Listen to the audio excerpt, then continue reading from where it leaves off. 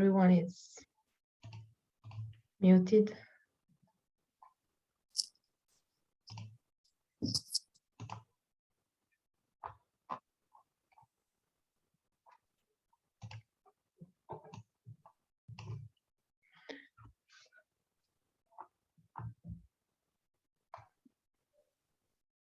Okay, I think we can start. Hello, everyone, and welcome to the second colloquium of the 2022 spring session of the Half-Baked Online Colloquia series. This series is part of the activities of Culinary Mind, an international center promoting philosophical thinking on food. My name is Beatrice Serini, and with Andrea Borghini, Megan Dean, and Nicola Piras, I organized this series of talk. The aim of the Half-Baked is to highlight new work on philosophical issues that pertain to food and eating practices, to spark discussion and debate, and to connect different scholars working from different perspective in this area. If you like, you can find videos of the first talk of this series and of the past series from 2021 on our web page. And also, if you want to stay up to date to the news, you find also the mailing list, so you can subscribe on our web page. And okay, today we have with us Zareen Bharucha. I'm very happy to introduce her. She's a senior research fellow at the Faculty of Science and Engineering at Anglia Ruskin University. Zareen is an interdisciplinary environmental social scientist. Her core research focus is on environmental change in rural India, with a particular focus on water scarcity, dryland agriculture, but other research areas she works on are sustainable intensification of agriculture, the links between sustainability and well-being, climate change policy, and transitions to sustainability. The title of her talk today, as you can see, is Taking the Bite Out of Lockdown, Journeys in Food System Transformation During India's COVID Crisis. Okay, we usually start with the talk. So Zareen, the floor is yours. Then we can decide to have a 5-minute break and then the Q&A. Sure. So thank you, Zareen, for joining us today. Thank you, and thank you for the introduction. Thank you for the invite. It's a real honor to be here. For those of you who've just entered the room, I was just sort of tentatively saying before that I'm not a philosopher. I don't know the background of everyone who's in the room, but as Beatrice said, I am an interdisciplinary environmental social scientist. And of all the sort of areas of my work, I would locate this talk that I'm doing within an emerging area of interest in transitions and transformations to sustainability.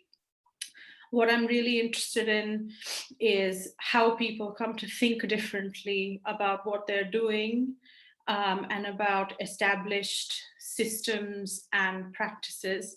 And because my background is in agriculture and more recently food, I'm using that to think about those wider themes of transition and transformation. So I'm leading this new project that's still underway on the impacts of the COVID-19 lockdown in India on food practices and systems in the southern city of Bangalore. And my co-investigator is Ms. Sheetal Patil, who is a researcher at Azim Premji University in Bangalore. And our research assistant, who has really led the empirical work, is Ms. Abha Joglekar, who's based at Anglia Ruskin University, but is also doing a PhD at University College London. So this is the team. I will be saying a little bit about our conceptual and empirical background, just to give you a broad, very, very broad picture of what I think the problem is with food system unsustainabilities and the current context in India. Like anyone who says anything at all on India, the first thing that I'm going to say is that it's impossible to capture the complexities in one talk, but I guess you could say that about any complex system. But I'll give you a broad brush picture. I'll quickly run through what we are using as a conceptual framework, and then I'll dive into some of our earliest findings. And then I don't really have conclusions because the project is still underway. We're halfway through data collection. I'll end with some of the questions that we're going to look at in the second round of data collection. And then really, it would be fantastic to hear your thoughts, comments, questions, or criticism. That would be really, really useful as we go through the project. So let me just give you the first bit of introductory background, which is, the broader picture of what's happening in sustainability in India outside of food. So what's really interesting over the last maybe 2 decades has been this upswell in middle-class urban engagement with environmental issues. So growing up in India in the late 1980s and early 1990s, thinking on environmentalism and sustainability had a very distinct Southern flavor, in that the people at the sharp end of environmental change were the poor. And there was a very long and distinguished tradition of social movements and activism to try and bring a social justice lens to issues of environmental change and degradation. That is still very much relevant, but what has been happening over the last couple of decades has been a new form of engagement with issues of environmental change, sustainability, and broader engagements with nature amongst the urban middle classes. So the Indian middle classes is also a very complex category. It numbers between 50 million and 250 million people, depending on how middle classness is defined, and that's for sociologists to argue about. But what's important here is that it's a huge number of people living in cities, and these are the people who are in the middle of the engine of the Indian growth story. These are the people who are entrepreneurs, who are office workers, professionals. They have more disposable income than Indians have ever had before, from the time of independence in 1947 onwards. They are multilingual, they are cosmopolitan, they think, write, dream, and speak in English. They lead transnational lives, and they are a very, very sociologically and culturally interesting category within the Indian population. And these people are doing new things, such as engaging with local sustainability forums on social media, signing up to community-supported agriculture and doorstep delivery of organic produce. They are consuming the environment in cultural ways, like setting up environmental film festivals. They are engaging in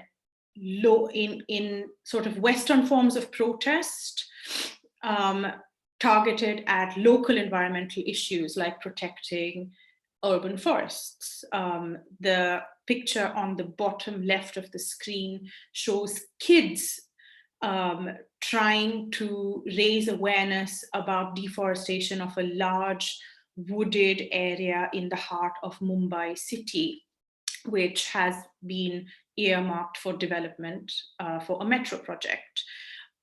This form of environmental engagement is not conventionally Indian. When I was growing up, we would never have been allowed to participate in anything vaguely political or even slightly contentiously civic. So this is quite new. And we also see this sort of engagement with transnational environmental issues, with climate change, adopting things like Fridays for the Future or climate protests, using social media to do it, and linking people with similar interests across our growing cities. So it's a very, very, in terms of India's engagement with environmentalism, it's a really, really interesting social and cultural moment. But, sorry, not sure what happened there. What is happening alongside this is also very interesting. So all of this is happening on the one hand, but we have at the same time a very, very long-standing crisis of unsustainability that is being brought about and deepened by our development story. We are an urbanizing, emerging economy with all of the unsustainabilities that have traditionally been packaged into that dynamic. So we have high levels of material consumption, we have growing amount of conspicuous consumption, we have resource extraction that exceeds anything that could be remotely regarded as sustainable. We have a long-standing agricultural crisis because of the intensification and commercialization of our agriculture. That isn't changing anytime soon. And all of these things are happening sort of before COVID. They were sort of coming together in an increasingly tense, very, very interesting moment. So you have people who lead middle-class lives marked by conspicuous consumption, families where it is aspirational to kind of buy your third or fourth car and your second or third apartment, but your kids are learning about climate change in school and participating in protests, and you say interesting and nice things about Greta Thunberg. So it's an interesting kind of mixed moment. And what has been happening in this moment with food is really, really interesting. So the same people who are taking the first kind of steps to engage with environmentalism on an everyday level are the same people who have, over the last couple of decades, experienced a very, very profound shift in their dietary practices and food system.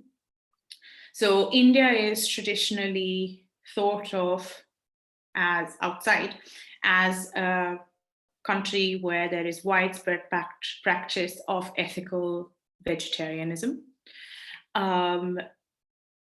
It is thought of as a country with a very, very distinguished tradition of varied intake of very, very healthy foods.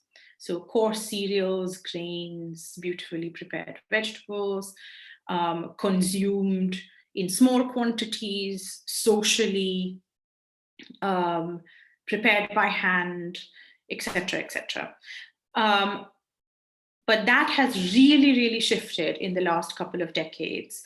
And we have had a profound nutrition transition where the middle classes have started demanding new quantities and forms of eggs, dairy, meat, fish, processed cereals, and in forms that are quick, convenient, pre-prepared, highly processed.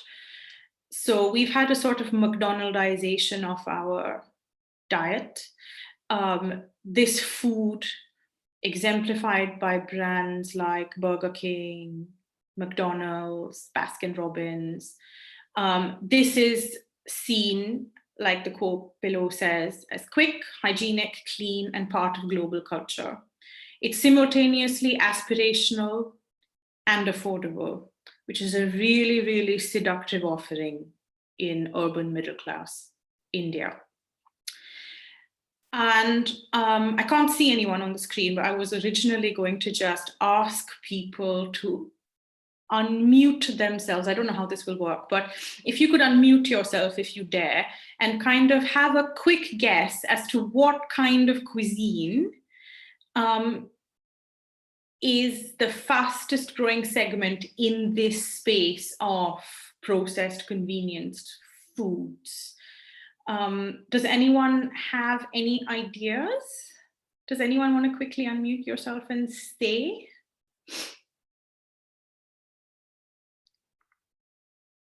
Can't see anyone. So if there's silence, I will just answer the question myself. I see Patrick is unmuted. Yeah, I was asking a question. What do you mean kind of cuisine in terms of styles of cuisine or? Well, if I was to ask you, what do you think Indians are eating the most when they go out for fast food? I would I'll say give you a chicken. hint, it's not burgers. It's not burgers, huh? Mexican food. Okay, okay, that's good. Yes, okay. You think it's Mexican food. Does anyone else have an idea? Someone says KFC in chat. Okay, fine. I'll give you one more guess. Chinese food? No, Korean. it's Italian food. Italian. But you're not going to recognize it as Italian food. It is Domino's pizza, which is really American food. I hear the silence is deafening. So this is basically the number of outlets, each of them growing at a tremendous pace, of the top, what are the 6 brands. So there's Domino's, KFC, McDonald's, Subway, Burger King, and Wendy's. And of course, this doesn't count the calories consumed from beverages. Indians drink a huge amount of Coca-Cola and Pepsi. All of this forms the heart of a really interesting shift in how Indians eat, what they think good food is, what they think of as food that connects them to global culture. And it is having a really, really interesting effect on family life, on the places and ways in which Indians spend money, and it's having a really, really interesting effect on public health, because now we have a triple burden of undernutrition, so the poor not being able to afford a basic amount of calories to maintain good health, malnutrition in terms of micronutrient deficiencies amongst both the poor and the well-off, and overnutrition, by which I mean that we have a new and growing obesity crisis, and India is on track to overtake China for the number of diabetics that we have. India is becoming the diabetes capital of the world. So it's against this moment that we also need to take a look at what is traditionally the structure of our grocery and food market. So outside of these brands, grocery and food retail is still the largest share of India's total retail market. It absolutely dwarfs our expenditure on other things, consumer electronics, jewelry, mobile phones, apparel, even though all of those sectors are very fast growing because, as I said, we have new levels of disposable income and new habits of conspicuous consumption. We still spend most of our money on food and grocery. But the structure of that 60% is really, really interesting. Modern food retail, there is all of the stuff that you saw before. It's eating outside in restaurants, it's new grocery chains, supermarket chains, organized retail, all the air-conditioned stuff inside our new malls, all of that amounts to just over 7 billion, which is a tiny, tiny, tiny share of the total market of 360 billion in 2015. That's our total food retail. The majority of our food retail is unorganized. Most people still buy their daily provisions in small quantities, frequently from temporary structures or mobile units. Most of our fruit and veg is actually sold on hand carts. And it looks something like that. So we have these very, very small units which operate on less than 500 square feet. In fact, 500 square feet would be the larger end of those units. Some of them are no larger than a small family-sized dining table. Some of them are, like I said, a hand cart. 80% of grocery and food retailers are these small family-owned businesses. And there are 12 million or so-called Kirana stores, which sell exclusively to a loyal customer base from the neighborhood, or sometimes even a single street. And they have these kind of arrangements that you can see on the bottom right-hand side, which is everything that you could possibly need for preparing a traditional Indian meal, stacked in one very, very, very small unit. All of this stuff bought the same day or the same within the last couple of days from a wholesaler. So these people have no access to storage, warehouses, cold storage, nothing like that. They'll typically go to a wholesaler in the morning and stock up, and all of this will be gone when people come out at lunchtime or in the evening to prepare the evening meal. And everything that you might need to prepare that meal is available between this Kirana store, a couple of dedicated units, like you see this man selling eggs here, and the neighborhood hand cart selling fresh fruit or veg. So this is how Indians traditionally and still buy their food. So households are doing both of these things. What you might find is young people eating at Burger King or McDonald's or Domino's after work, and then coming home and having something more traditional like this. Both of the things going on at the same time. But the point of showing you these pictures and talking about the Kirana stores is so that you have in your mind how disruptive the COVID lockdown, the first COVID lockdown in 2020 would have been. Because as I said, these people have no access to storage. They have a high degree of dependence on a loyal customer base who is able to leave the house every day and buy small quantities of food repeatedly. And they absolutely depend on somebody else bringing items from the farm to the wholesail market, and then themselves being able to transport stuff from the wholesale market to retail to the point of sale. So it's a very dynamic system, and it depends on lots and lots of moving parts coming together just in time. So it is quite fragile. So what happened in March 2020 was that on the 21st or 22nd of March, our Prime Minister Narendra Modi said that we would have a trial curfew period for a couple of days. And then on the 24th of March, with absolutely no notice, there was announced a very, very, very strict lockdown for 21 days. And absolutely everything came to a complete dead halt.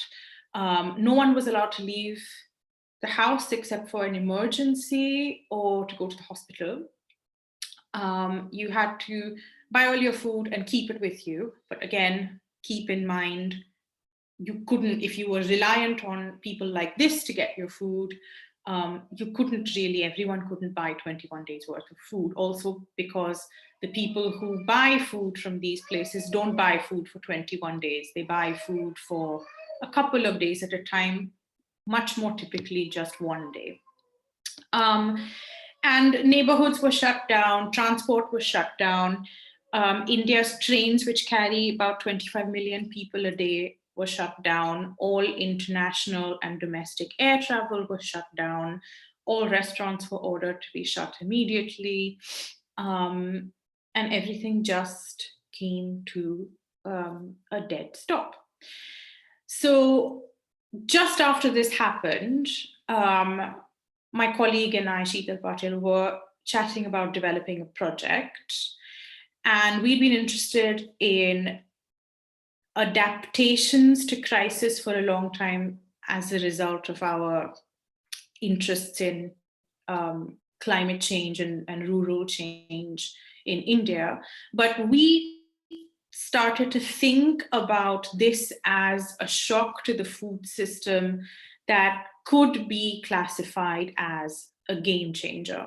So we've been thinking for a little bit of time about innovations in sustainable agriculture and sustainable food. And we'd been reading around this idea that game-changing events, which are shocks that are of sufficient magnitude to force a real reorganization in the rules of the game, in how social structures are organized and how they run. We thought that this COVID lockdown might qualify as a game-changing event. And we started to think about whether it might help to catalyze transformative social innovation. We are not innovation scholars, and there's a very long history of work on what social innovation is and how it proceeds, particularly in the global South. Without really engaging in that, we think that what we could explore here is whether, first of all, the COVID lockdown was of a sufficient magnitude to qualify as a game changer, and whether it was getting people to think in new and interesting ways about their engagements with the food system. So what we did was design a project where we did interviews with key innovation stakeholders, because we had already observed from chatting with people, looking at social media and looking at stories in conventional media, that there were interesting things going on with food.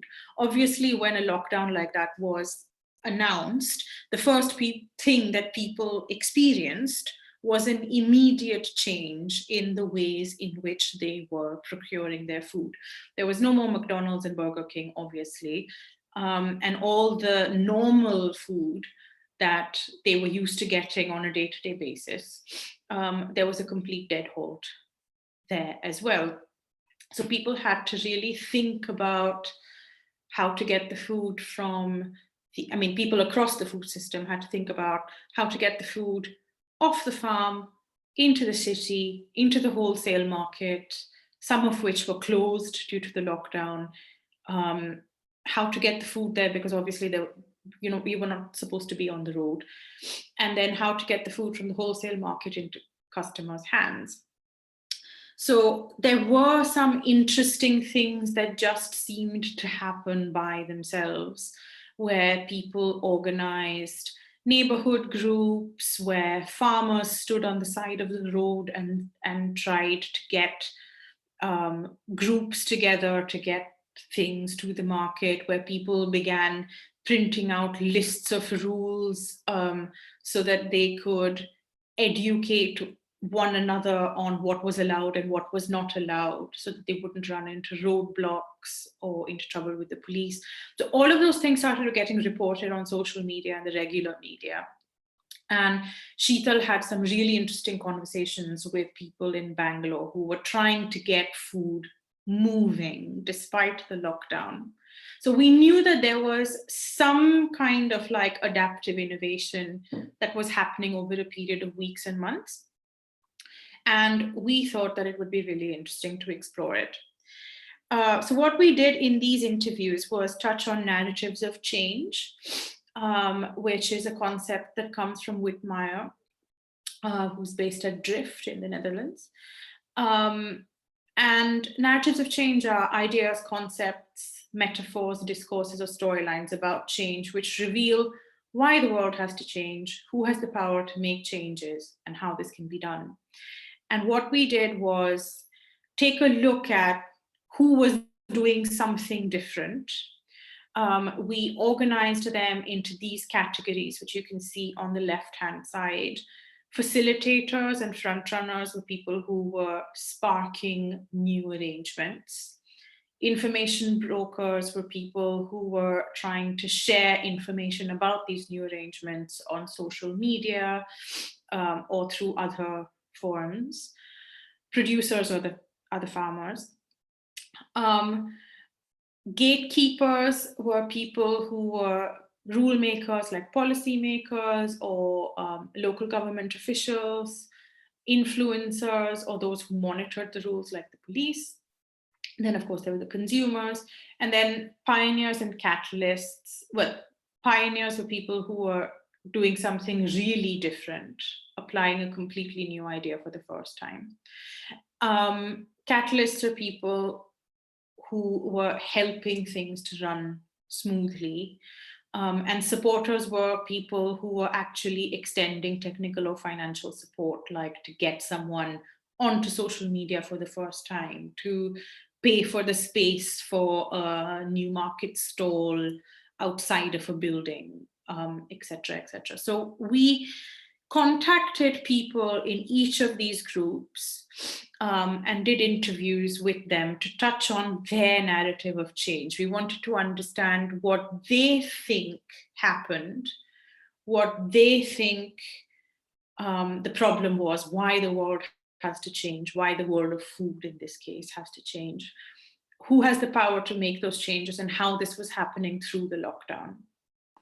So we conducted those interviews last summer, and we are currently analyzing that data. What we have found so far is just what I'll run you through in the next couple of slides, 3 or 4 main themes. The first thing is, well, one thing to say before that is all of these interviews were in-depth qualitative interviews. So this is what our data looks like. A lot of it is just descriptions of what happened to people, what people's experiences were during the lockdown. I can hear a mic coming on. So does that mean I have 10 minutes left? 15. 15, okay, that's 15, Zareen, yeah. Okay, so the first theme in the data is that there was a really clear shift for people in terms of their engagements with food in the online space. So what was happening before the lockdown and pre-COVID was that people were making tentative steps towards buying their food online, using Amazon to buy interesting things that they hadn't really been able to procure in their local Kirana store, their local grocery store. And some retailers, particularly the larger players, had an increasingly established online presence.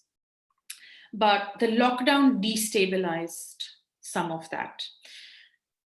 So people said, for example, that in some cases, the lockdown pushed some consumers online, and particularly the online space was helpful for people to help other people. So for example, with this interviewee, they said older folks whose kids might not be staying in India, the kids bought food for their parents online and had it delivered to their house.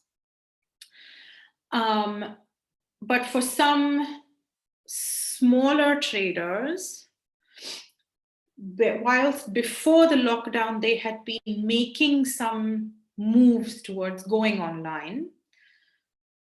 For some of them,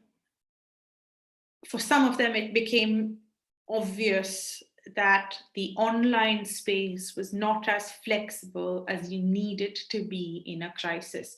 So for this interviewee, for example, the 27th one, he said, we are tuned into our traditional way of trading. We know that any other way of trading is just not available. And even if someone tries anything new, it doesn't work. The people we deal with cannot switch to online trading. So this customer base for whom it's not going to be possible to ever switch.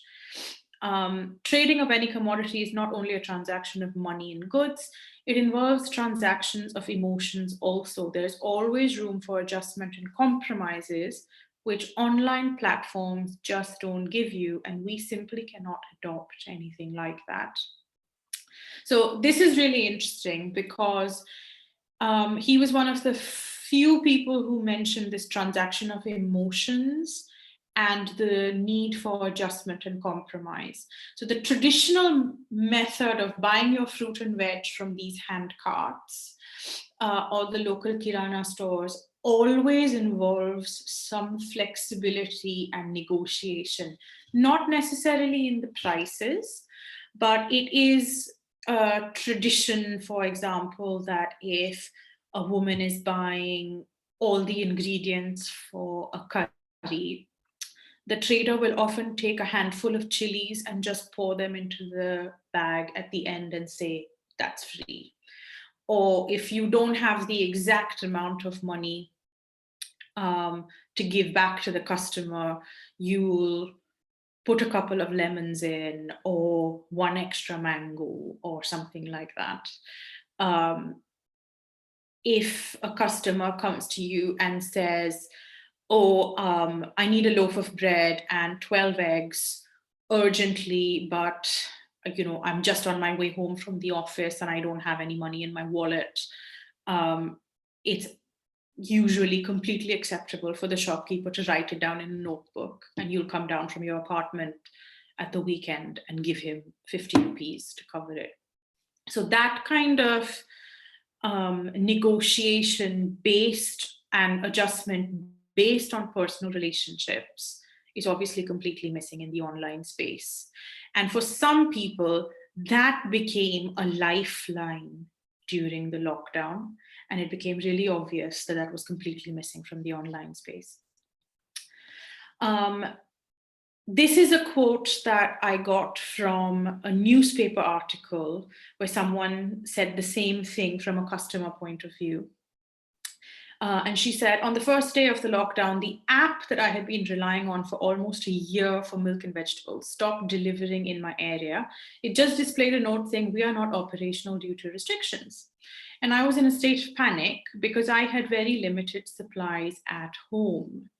So a year later, she has deleted the grocery app as she buys all staples from the Padoski Dukan, which is the neighborhood shop. And the COVID situation, she says, is still unstable. And I cannot rely on these internet companies. They will simply stop service any day without offering any alternatives. I feel the Kirana, that is the neighborhood shopkeeper, is far more reliable because I know him and he won't just leave me hanging with a not operational note. And indeed, this is what happened. Those Kirana shops, which have been the lifeline of people doing these day-to-day kind of like buying food just for that one day, and then you tend to buy from the same person again and again for years and years. They went to extraordinary lengths to help supply their customers, sometimes bypassing the wholesale market and driving in their own, well, they don't have cars, but hiring their own tempos or going on their own bikes to farms to buy food directly from farmers so that they would be able to supply their customers. Some small players like farmers and some kirana stores also used the online space for the first time. But it was very much,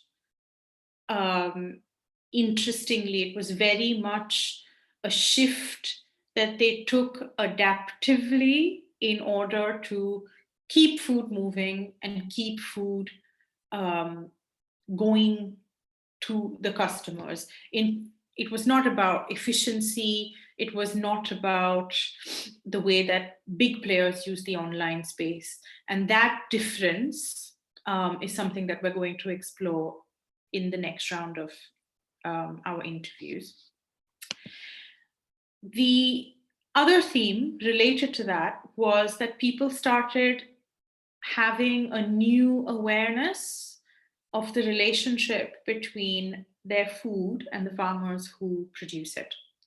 So people who live in apartment blocks that are traditionally cooperative housing societies, a lot of those cooperative housing societies in Bangalore opened building level markets near their front gates, in their car parks, in their gardens. Some cooperative societies came together and started opening like a neighborhood weekend market. That was the only place that people could come down and buy food in the lockdown. So these interviewees said, for example, we gave farmers a place near our gate in our car park, and then they used the online space to make the payments. We used to ask the farmers to send around rate cards based on the items they procured. They circulated that card amongst their group so people knew what was available and they could buy things accordingly. For another interviewee, he said, farmers brought perishable produce to the nearest highway and did the marketing themselves.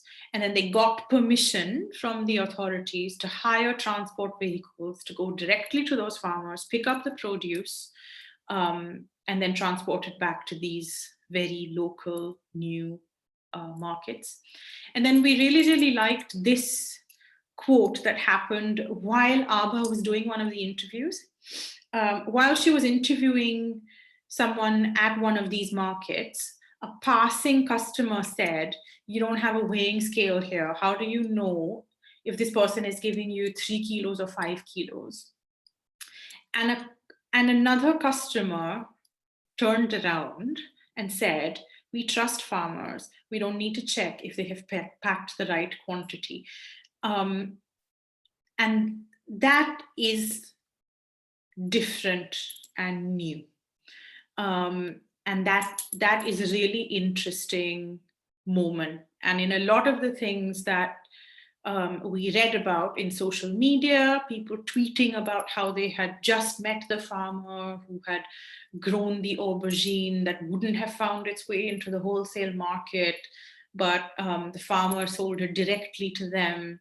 There was a lot of content and a lot of discourse about trust and about suddenly encountering the person who grows your food for the first time and forming a trusting relationship with them.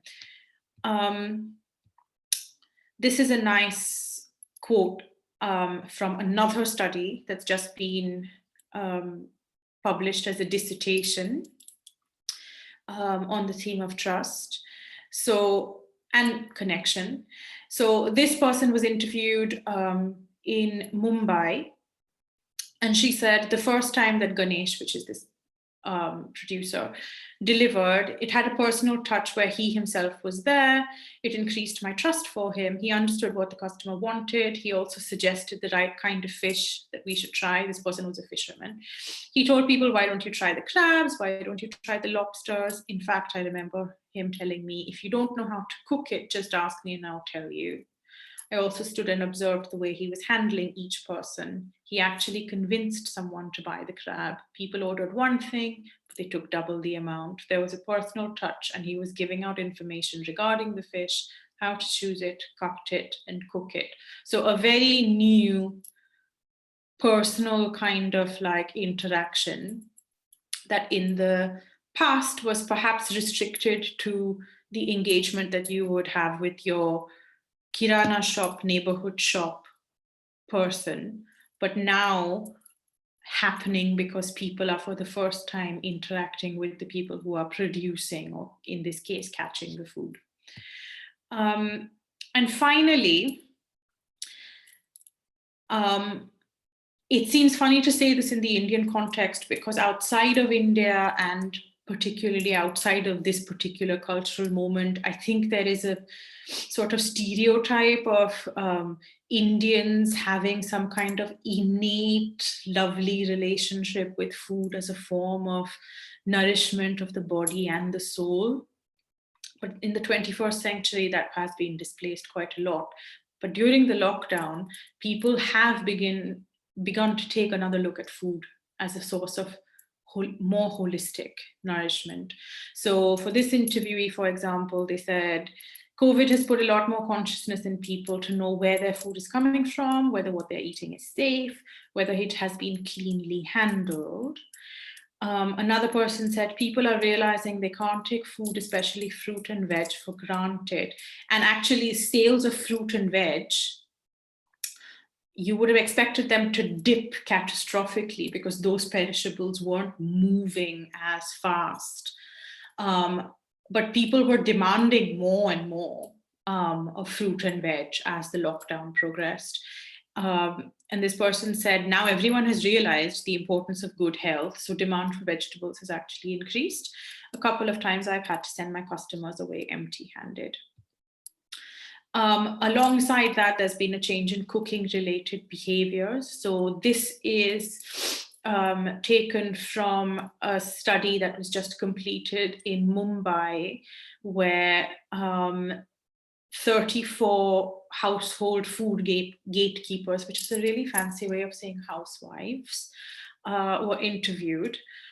All of them were talking about how during the lockdown, they were forced to go back to spending a lot of time in the kitchen, cooking food, preparing food for the whole family who used to be out either at school or in the office. And critically, some people finding that they had to cook food themselves because their domestic help had stopped coming. So for example, this person said, P26 at the bottom, during lockdown, my maid was not coming. So everyone used to help a little, chopping vegetables and all. My daughter used to knead the dough, but earlier could not help as she had to go to college. So people were encountering food and their practices of eating and food preparation in new and interesting ways, which is what you would expect. But it was really nice to see that that was also going hand in hand with these new connections with farmers and thinking critically or in an interesting way about engagement with food in the online space. So, like I said, we're still analyzing some of that data. There isn't a neat kind of way to discuss those findings in light of the literature on game changers, because quite frankly, COVID is a unique category even within the existing examples of game changers in the literature. It's not a shock anymore. It's been 2 years, it's still ongoing. We've had 4 lockdowns in India. We might have a 5th, nobody knows. Nobody knows when it will end, but everyone is going through it. And it's just a very, very different kind of shock. In fact, I think there's a case to be made for it to be really, really considered a game changer of a different order of magnitude, even within game-changing events, just because it is protracted crisis that absolutely everybody is experiencing, and there is no boundary on the horizon. Nobody knows when it's going to end. So anyway, in light of that, in our next round of interviews, what we're going to do is we're going to go back to some of these interviewees and ask them 2 years on what meaning they give to these changes, because we know that those changes have persisted. These neighborhood markets, these new ways of interacting directly with the farmer, people are still doing that. This has gone beyond the first lockdown, which was the original focus of the project.